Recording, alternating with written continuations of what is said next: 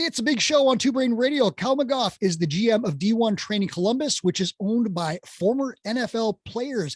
Kyle booked a huge number of appointments in October. A huge number of people actually showed up for those appointments, and a huge number of them bought something. If you're a gym owner, you know it's really tough to check all three of those boxes. So do up your chin strap. Kyle's going to tell you how he takes the rock to the house in the sales office. I'm Mike Workington. I'm your host for this edition of Two Brain Radio. Wherever you're watching or listening, don't forget to subscribe, ring the notification bell, and hammer a like on this. We really appreciate it. So Kyle from Columbus, welcome to the show. Hey, Mike. Thanks for having me, man. Excited to be here. Yeah, I'm fired up with this. I don't get to talk to franchise people very often. It's often like independent micro gyms. So your perspective is going to help a ton of people because it's one we haven't had on the show a lot. So I'm going to pump you for information. You ready to go? Yeah, I'm excited to just give back to the Two Brain community and help people the same way Two Brain is invested in me. Dude, I love it. So let's roll right into this. So I know, I want people to hear your story. I understand you had a huge membership swing, like you lost hundreds of members, but then you added a huge number of new members at like twice the average revenue per member. What's the story behind that? Yeah, so I mean, there's a couple of ways you can skin the cat in terms of business models. And with our 20,000 square foot layout, we got a lot of overhead that we got to come up with. And pretty much being what we call a legacy facility in the D1 model, there's only 4 left with a footprint as big as ours in a system that's got 72 open and 127 in progress. What does the legacy mean? What does that legacy mean? I'm just going to jump in on that.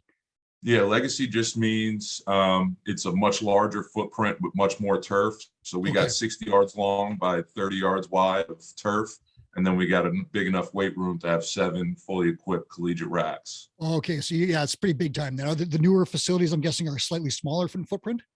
Yeah, the footprints are probably less than 10,000 and the smallest 3,500. Okay. So you're running a big show there. Yeah, it's a big show. And I think that led to creativity in the past from old leadership teams trying to make that, 70K a month overhead, and how are they going to get there? So, basically from what I came into, I started off here as a coach. I came from Ohio State coaching football and women's basketball, strength and conditioning, and was able to come in and try and provide that same elite coaching for the general public of the city of Columbus, and just saw that there was huge opportunity in the model to shift from this globo volume-based model and kind of change the focus to the individual and bring and shed light on that elite coaching model. So once I got promoted from head strength coach to GM, I was able to kind of take the reins on that vision and let go of the vine of this volume-based idea and really start to invest in individuals. Along this process, my background has been Division I strength and conditioning. So being able to have that experience, know what it takes to train the D1 way, and then, kind of build it while we fly it, kind of the deal here. We just understood our capacity, understood our overhead, and trying to find ways to say, all right, this is what we need to charge people in order to deliver this coaching product. And the biggest difference in the coaching product is developing relationships with individuals and kind of being a compass for them in navigating their fitness and performance goals. So taking a step back and bringing that consultative process and no sweat intro kind of from the Two Brain model, and being able to take each individual and put them into a group training or private training. And now our capacity is about 300 to 350 members. Of that is 180 scholastic and 120 adult. And that scholastic program is broken up into high school, middle school, and rookie, which is called Prep, Devo, and Rookie. And each one of those core programs has 60 spots available. And with that understanding, we can only scale it if we get more coaches, get more space, and we can replicate that product. Okay, so that's interesting. So you went from, it's not, I wouldn't call it a traditional global gym model because it sounds like you're more in that strength and conditioning field, but it was based less on one-on-one relationships and more on groups. Is that correct?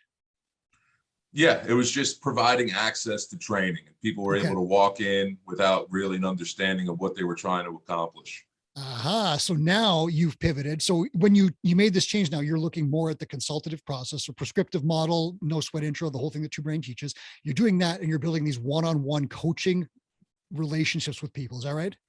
Correct. In a group Yeah. setting. Yeah. So when you made that shift, what happened to the old clientele? And then how did you rebuild that? Yeah, so we had to hit a hard reset on culture. Yeah. If there's one thing I learned while coaching at Ohio State is you win with people, Go and Buckeyes, right? go Buckeyes. But that being said, we also wanted to make sure that from a team standpoint of staffing, that we had the right people in the right seats. And when we had the people who can embrace the vision and embrace our culture and really, drive that field to the people from leading from the front. Once we got to educate them on the why we were making these changes, the buy-in was big. And we started with almost 400 members, and then we dropped down to less than 100, and we were able to come back up and finish this year pretty strong. And now we're up towards the 160s, and we're just trying to keep this momentum going and build that core nucleus of people who really are here to take control of their development, whether it's fitness or performance. But those 160 members that you said, they're paying more now, correct? Because you're offering a higher value service. Yeah. So that was part of what I had to do my first day taking over here. Before I even started work, I had to send an email out to 400 people saying that their gym memberships were canceled. We called it the Band-Aid method. Yeah. And that if they wanted to come in and train at D1, we were gonna have to come sign a new contract. And that contract was more than double the price. Yeah. And I think that itself, if they pay more, they pay more attention. So it helped with the culture. So were you with Two Brain at the time when you sent that email? I was not. Okay.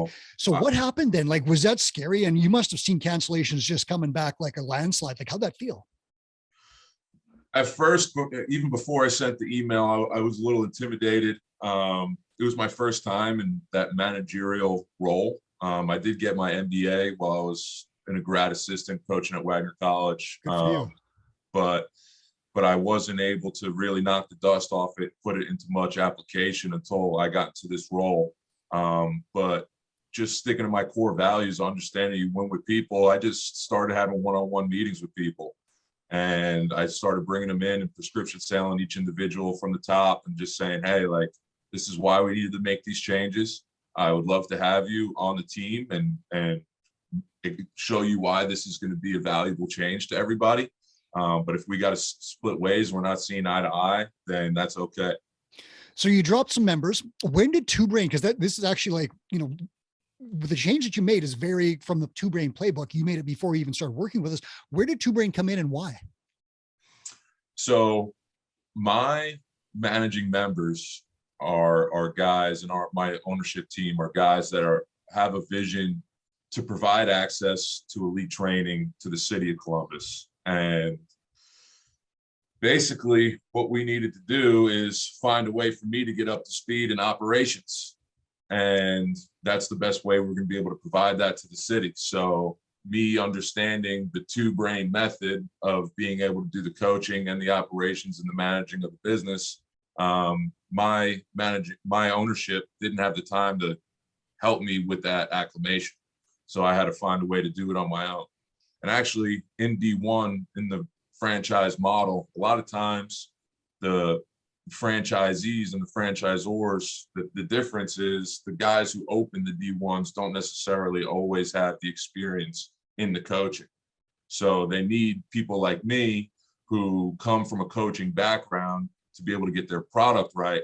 And having something like Two Brain in the corner to where it can help someone like me with the coaching background come in and implement and execute that from a business perspective. That's where the biggest value was. So my owners, who were kind of footing the bill during the learning curve, were confident that by investing in me doing Two Brain, I was able to, take it and put it to work, because they were confident in my work ethic and they saw how passionate I was about helping people maximize their potential. They knew they would get the return on investment. And me finding Two Brain just came from back in the day, Chris, T Nation, reading the old school articles. That's really where I started. I was, 10, 15 years ago, 20 years ago, working the front desk at gyms, cleaning the facility to try and get a free membership so I can train for free. And I was just reading T Nation, and it started there, and then kind of buying Chris's books as he grew and as I started to develop my passion. And it was, in terms of an industry specific option, there's few things that can compete. Chris is going to smile. I'm laughing to myself here because Chris, those old school T Nation articles and some of the old stuff he wrote, he's going to love the fact that that's kind of what hooked you back in the day. So I can tell you that right now. This is as good a place as any to drop the names of, I know your owners are kind of busy doing other stuff. Who are these guys and what are they up to right now? Mike Vrabel is the head coach of the Tennessee Titans. He's also three-time Super Bowl champ. Yeah, that guy. Yeah, so he's got quite a resume. And then AJ Hawk as well, former Buckeye, and was able to have some success in the NFL with Green Bay Packers, and is now a big part of a podcast. So he's doing his thing there. Yeah, so they got a few things on the go, so they let you run the show, which is fantastic. But there's certainly, Vrabel's having an amazing year down in Tennessee, and I love watching that. I'm bummed that they lost their running back, but they still look like they're doing okay. Yeah, well, they got good leadership in place. So with that, there you go. They can move forward. So tell me now, what, taking a step back on the D1 thing for a sec, what happens, like how much support do you get from the franchisor? And I know it's very different in all kinds of different franchise arrangements. Some offer complete playbooks, like a McDonald's thing when you work in there. There's a ton of stuff that's plug and play. Other things, not so much. CrossFit's not a franchise necessarily. It's an affiliation. They don't tell you anything other than a few legal things about how you use the name. So what kind of support and resources do you get from D1, or if anything? I think it's right in the middle of those two models that you described. They are developing a more robust playbook that you have access to, but what I've come to learn is a lot of those playbooks are built for some of these smaller models that D1's shifting to. Okay. So since the original model was this legacy model, and they kind of saw the potential for that not to be the best way to move forward as they scale. I think just as they started to shift their focus, they kind of let the legacy facilities have a little bit more reign on how they were doing stuff, just to kind of sink or swim. So that being said, we do use, Fran Connect and have different models where we can go on and get some training in the portal, and we have coaching summits and franchise summits, and we have a weekly support call from our facility support supervisors and corporate. And basically, we have a scorecard. We employ basically an EOS traction model where we have these weekly meetings and quarterly cadences, these 90-day worlds. But there is a large degree of unique in how you run the show. So you have flexibility in how you do things. And I think that since I had that flexibility, and my Two Brain mentor was he was really good at understanding, what my limitations were and how to put it into reality through the system. And once we got through that ramp up sprint of just digesting a ton of information, he was able to step by step turn it into execution, and now start holding me accountable to these, more tangible, direct tasks as we move forward month to month. Yeah. So you're in a structure where there are resources available, but you're one of the, I guess we'll call it, one of the battleships, right? So there's the destroyers, they're using a Navy analogy here, but they're not making how to repair a battleship anymore. So they're basically giving you some freedom to play with some stuff. And it sounds like even within the D1 model, there is some freedom to kind of do your own thing to a degree, even though there are resources available. That's really interesting. And then I love the part about you talking about your mentor, figuring out how these things that Two Brain does fits in place with that franchise model. So let's talk about that a little bit. Like when you signed up, tell me what stage you were at with D1. like you did the rate increase email and lost some people and so forth. When did you sign up? And then what happened as you went through ramp up implementing these policies into the D1 model? Yeah, so we started with a really small team, and it was basically like the 3 or 4 of us were in the founder phase big time, and we were just trying to get to the farmer phase, and we were trying to work our way up the ladder. And then, it came to something as small as creating our own SOPs and, working our way up the chain and delegating things to, our low level tasks out. And then as we really started getting into the weeds of, our sales process and things like that is where we started to recognize that we needed the most help. Okay. And then we got into that ramp up. And at first it was moving quick, and, it was a little overwhelming. And, luckily my team has come from collegiate strength and conditioning. So that work ethic piece was not something I was concerned with. I knew we were going to be able to do our due diligence and get that done. So even though there was some storming and forming in the early phases of the ramp up, we were able to kind of get a grip on things and realize that, although coaching is our passion, that we have to become salesmen and we have to embrace this different side of business that we weren't necessarily used to.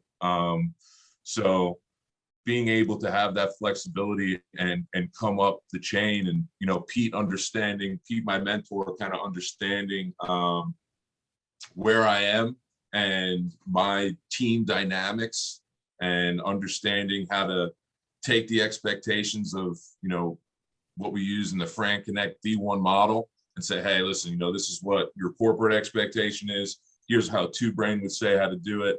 And, how can we kind of meet in the middle and make it work for the situation that you're in? And that's what we've been able to do, step by step, piece by piece. And we're just slowly but surely putting that puzzle together and finding the right pieces to make it stick. So let me ask you this. Does D1 have like an intake or a sales process you guys have access to? Or was that something that you were one of those figure it out on your own kind of things? We do have a prescription sale process. I think that's one of the special things about D1 is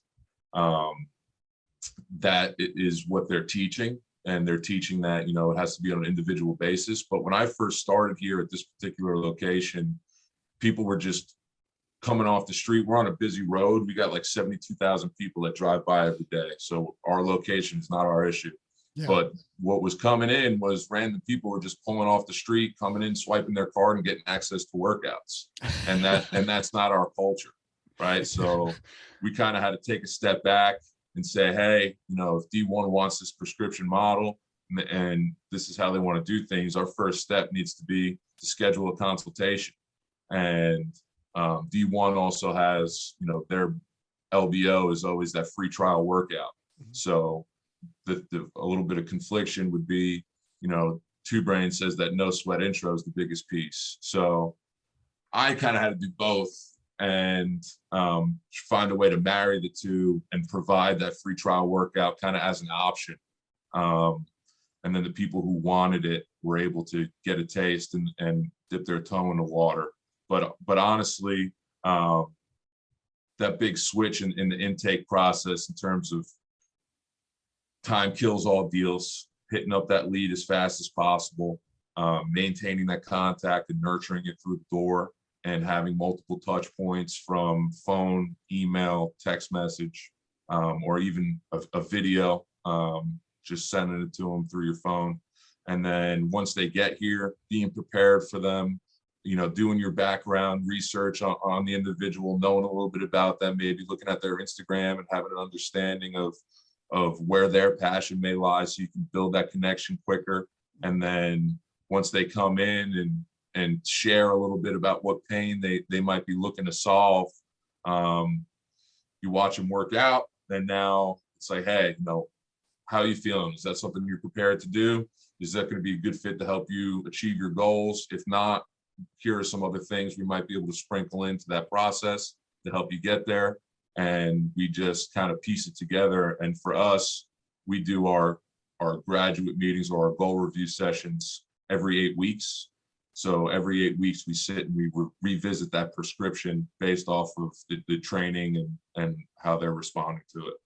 Okay, so I love how this is syncing up. It's great because you're hitting a lot of the two brain stuff, but it is matching up with the stuff that you guys want to do in D1, where you are using that prescriptive thing and you do want an intro workout. And the interesting part is, we always tell people free trial is not the way to sell things, but the asterisk beside that is that the free trial by itself is not the way to sell things, right? Because back in the day when I was running my gym, I just had people come in, do a workout, we all kind of tore our hands and, vomited in the corner. And they're like, hey, you want to stay? And we just let them, didn't even ask. And like, they might walk out, they might sign up. Like that's the horrible aspect of the free trial. But the free trial, as part of a consultative process, the prescriptive model does work. And in fact, Your Brain does have the no sweat intro, which is come in and talk. We don't even work out. There's also a sweat intro that can be attached to that. Do you use that or do you use like the D1 version? So I think the big part with D1 is the community. Yep. Right. So they want to get people in that team training environment. So, and I think that's part of the reason why people train here is because they want to train as part of a team, not join a gym. Right. So we say that all the time. And I think getting them exposed to that fast helps with that retention point. And that's your avatar, right? Like your avatar is not like the guy in the corner or the girl in the corner who just wants to do bench press over there. Like you're more of it's sports specific, and you've got like the programs you listed off. I'll call them, definitely a funnel into like, NFL eventually or college and things like that. Have I got that right? So for Scholastics, we want to do two things. We want to increase confidence. We want to, unshackle confidence in competition. Yep. And we want to give the athletes a chance to get to the next level. And for us, a lot of times that next level might be, from D3 to D2, D2 to D1 AA, and just whatever that next step might be, just to help them maximize their potential and make them do something that they might not think they were capable of doing. But from an adult perspective, we do fitness and performance. And for us, anyone that needs a coach to help them reach a goal is an athlete. So we don't discriminate at all. But it's that having that coach as opposed to like, doing the thing I saw in Muscle and Fitness in the corner and that whole deal. So I love that. So I'll ask you a question about that. So what is your intro workout? Is it the same for everyone or is it based on their specific goals? Because Two Brain in their sweat intro it's a very basic workout that's just designed to get people moving and so forth. Very uncomplicated, easy to teach. What do you do for that intro workout? So we just ask them if there's any contraindications in terms of things that limitations they may have. We communicate that to the coach. And after that, we put them into a group workout that's scheduled, regularly programmed workout. And we kind of have it where we have OGs in our membership that we kind of understand that know how to do things the right way. So we look to partner. In each session, we have a couple of OGs. So we look to partner these free trials with the OGs in that session. And then if we need to progress or regress the regularly scheduled programming for that individual, we could always do that. But they're training as part of the team in our community at regularly scheduled deal. Okay. And then after that, you sit down and talk to them. And that's where you go through your sales process and kind of do that prescriptive thing. Yep. Okay. So this is where it gets kind of fun because we talked about you as the Triple Crown leader. So, I mean, you had these incredible numbers. I'll just pull them up here. You had 106 leads, 57 people showed up, and then 44 people actually bought something, which is a great rate for all of them. You told me that this month in November, you're actually doing almost as well. In fact, you've got more leads. What are your November numbers? So my November numbers, my leads are up at or above 200. Yeah. We're setting and showing. We're setting, I think we're over 60, and we're showing enough to have sold. Right now, we're at about 47 sold. Okay. And you still got 5 or 6 days at the date of recording here at the end of November. Yeah, so we're hoping to break 50 on the close. So if we could do that, it'd be a nice month for us. Yeah. And how is the average revenue per member? We talked that it had gone up. Do you have the exact numbers of what that went up from before in the old model to what it is now approximately? Went from 85 to right now, it was $85 a month. And right now it's about almost 360 a month. Okay. So that's like that's a huge increase. So in your model, you can, I'm sure you've done the math on the overhead and all that other stuff. It's going to be easier to find fewer clients at a higher rate than to try and get all the, like, I'd rather find, $100, $200 clients than the other way around. Than having, and I'm sure, are you seeing the ease of that and the benefit of that as opposed to trying to maintain this massive, massive pile of low value clients? To use a term that I don't mean they're low value, but low price. Yeah, I mean, it's also a little bit more rewarding for us as the coach, right? Yeah. So we get to build that trust, understand, and go on a journey with these people, and that solidifies the relationship. And sometimes, people get a little sticker shock sometimes when they come in here to train, but once you frame that value and you show them the results that they're going to be getting, and they feel that experience and they feel that investment from their coach, that those dollar signs kind of go out the window, and they see that, they're here for a bigger picture. I always tell them, especially for the adults, you got to try and find a way to train 3 times the rest of your life. And this is the best healthcare plan you could have. Mm-hmm. So if you can't swing away to prioritize yourself 3 hours a week, then you got bigger fish to fry.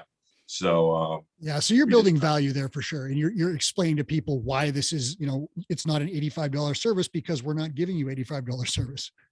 Yeah, and we found ways to kind of bundle things into a hybrid membership where they're not just getting access to classes, right? Maybe they're doing once or twice a month or 4 times a month, goal-specific personal training on top of membership.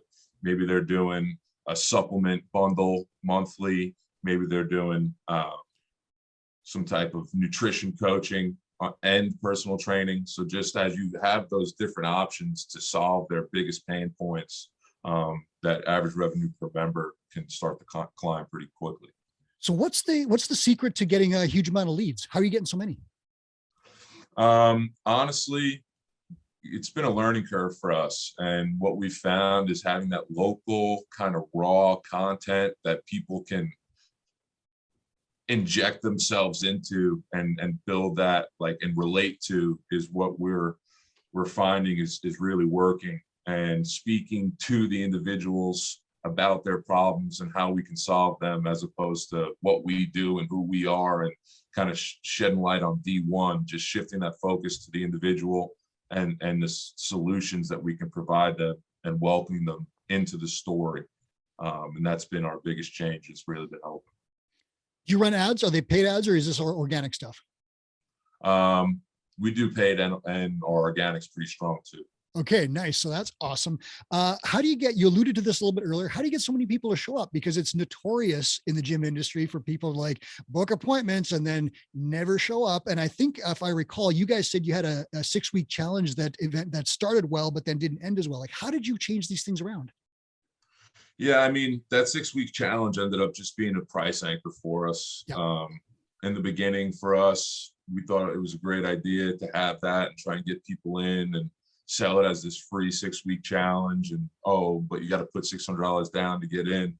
But all that really did was, or you could join membership, and membership is this, and people started to pick it up. So we just realized that, our big opportunity is going to be clearly communicating the expectations and the standards, and having that solidified 100-day journey, and giving them traction early and support early to help them, stay in the process. And we found that those little things have given us a ton of success, especially on the front end. Did you find, and I have this experience in my past, did you find that 6-week challenge, the retention was poor when people finished it, that it was very tough to retain them? Because I did. Yeah, and you have to be super organized, because you have to make sure you're executing on all those touch points. And it's like just another thing that you got to stay on top of. It's like, who's in this 6-week challenge? When's their midway checkpoint? When is it ending? Right. And it's a ton of work too. So we just try and thematically build our 8-week cycles around a theme and invite people into this story. So it almost seems like each cycle is a challenge, when it's just it's results by design, right? Yeah. So I stepped a little bit away from the lead nurture there, but so how is I'll get back to that. How is your process for that? So you've got, 250 people leads showing up or booking appointments. How do you make sure that they show up? Yeah, so we use, all the Two Brain videos. I have my staff watch them, but with scarcity and urgency, right? We try to book it that week or 72 hours from the call. Providing the options like, hey, I got a 6 o'clock today or a 4 o'clock tomorrow, and just how you're pitching it. Really inviting them in to share their stories, solve their problems. Like, you've called the right place. Confidence that this is the place that's going to give them that breath of fresh air, and help them maybe achieve the goals that they haven't been achieving for the past couple of years. And it's always a little bit more, it's an easier pill to swallow when you're going to work with a coach that's experienced, professional, and is going to help you get there when you might not have the experience or the knowledge to do those things for yourself. So we just try to position ourselves as that expert, give them the confidence, and we try not to badger them. So when the lead populates, we try to call it within 10 minutes. Ooh, good one. That's going to make a lot of people happy. Mateo Lopez will love that one, our sales guy. So that initial time kills all deals. Make that first call within 10 minutes. We double dial, we leave a voicemail, and then we follow up with a text message. After that, depending on when we get that call, maybe we'll call it a second time that day. If not, we'll call it the next day. We'll try different times to call the lead, but basically for the first 3 or 4 days, we call the lead with a double dial, voicemail, and a text message for the first week. After that, it goes to 3 days, 7 days, 14 days, and it drops into automation. We leave it in the live nurturing a little bit longer, just because we're big on the individualization of things, and getting that person calling you, I think, is going to help create that relationship a little faster. And then once they get here, it's like, hey, we're here to talk about you. We're booking you for this time. We're going to be waiting for you at the front door. So it's just, framing it as it's exciting, getting them engaged. We have an athlete intake sheet that they have to fill out and bring to us to the appointment. So we make sure we get them that if they have any questions. And this way it just starts to get their wheels turning before they come in here, so they're excited and engaged.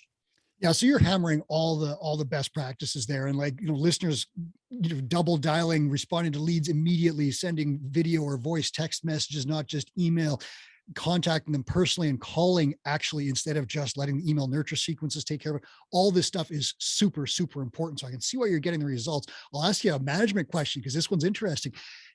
Who does this? Who has time to respond in 10 minutes? How do you make sure someone's available for that? Because I know you don't have a monster staff. How do you get that done? I honestly have had to put my my salesman hat on a little bit more as I've been learning the importance of that. Mm-hmm.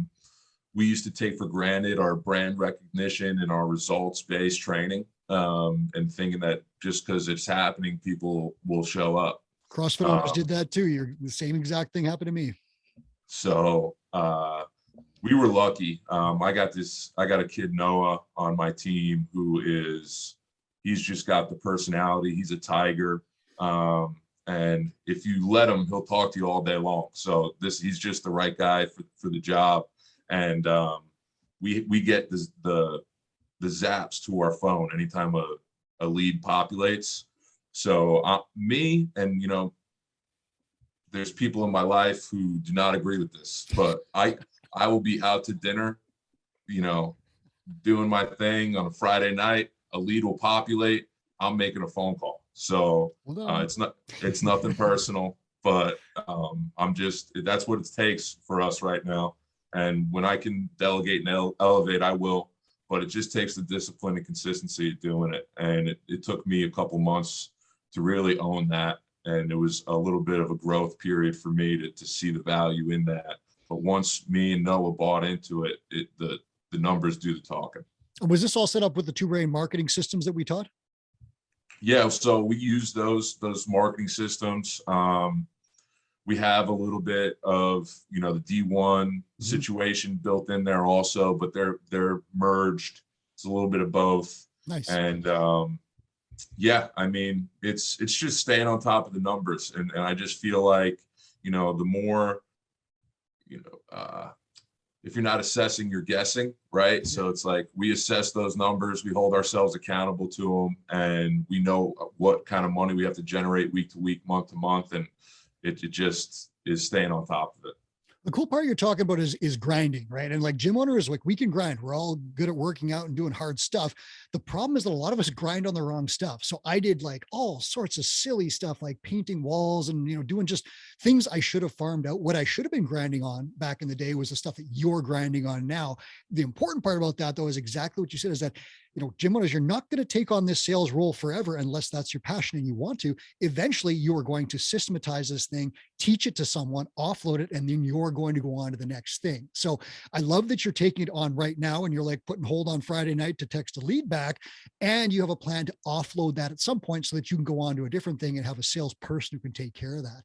I'll ask you the final step here. This is the big one. How do you close these things? You've talked a little bit about it, but like talk to me about those sales meetings. How are you closing such a large percentage of these leads? Yeah, I think the biggest piece of that is our ability to establish trust. Like, I had the ability to work with a ton of really good coaches through my coaching journey. And it's like kind of corny, but it's like they don't care how much you know until they know how much you care. And once they sit in here and they see that they're not just going to get thrown to the wolves and have to figure it out, that we're going to help them through the process. We're support them. They're a part of our team now, so they're a part of our community. They have access to us. When stuff in their life is going on, this can always be that place that they can come and kind of vent and focus on themselves. So I think the closing is just really, you know, having the social proof of, hey, we do this with people like you all the time, and people like us do things like this, you know, just kind of showing them that this is where they are. And once they come through the doors here, it's a meritocracy, and training is the one thing that's going to level the playing field of, you know, there's no favorites. It's up to you. And it's okay because you're here with a coach and we're going to be able to see you through the other side. And I think that piece sells itself. And parents who especially are trying to remove themselves from that scholastic athlete, you know, my kids don't listen to me, but if you tell them as a coach, they'll do it. You know, that objectivity is why we're here. We're here to help kids and adults build their toolbox to succeed in what we call Lifestyle 160. And if there's 7 days a week, 24 hours a day, there's 160 hours a week outside of the 8 hours of training that you're doing that you need to focus on. And that 160 is what's going to make or break it. So seeing that we're here to build those tools, not only in here in 60 minutes, but out there for the rest of the time where the real treachery occurs, helps them close the deal. Yeah. So you need, like, you've got a high value service and you need a conversation to show that care. Like what I'm getting from you is a lot of care, a lot of interaction, investment in clients, personal relationships. You can't just show that with a free workout. You show them, of course, in your, you know, in your program, you have a workout, but you have to talk to them and explain that stuff. And that, I think, is why the no sweat intro idea and the consultation really works for you guys, just as it's worked for a lot of other Two Brain clients. You can't do that stuff when I've got a guy vomiting in the corner, which is, you know, me back in 2010 kind of thing, right? You have to have that conversation and say, I hear you. I know your goals. I can help you. Here's the plan. Here's what it costs. They're like, oh yeah, good, done, you know, easy deal. Last question I got for you is, how can other franchisees, and maybe not D1, but in anything, how can they benefit from mentorship? How do you see that being one of the guys that has found that sweet spot between mentorship and a franchise model? Yeah, I just think, for example, like I kind of touched on earlier with my situation, I had leadership and ownership who cared and wanted the best for the facility and for the people using it. And they saw an opportunity that, hey, you know, Kyle's here, he's willing to help and he'll get the job done. He just needs a little bit of support. And they didn't have the time or to give me that support, even though, you know, they had the ability to give me the tools if they could have. So having, as a franchisee, having something like Two Brain to allow you as the franchisee to delegate and elevate the operations of your day to day, you could be confident that with something like Two Brain, showing your operator how to take control of that facility and how to build out all these other things, you could be confident that the person that's going through this mentorship is going to have access to all the things they need to point the ship in the right direction. And as an owner, I think that's a huge peace of mind.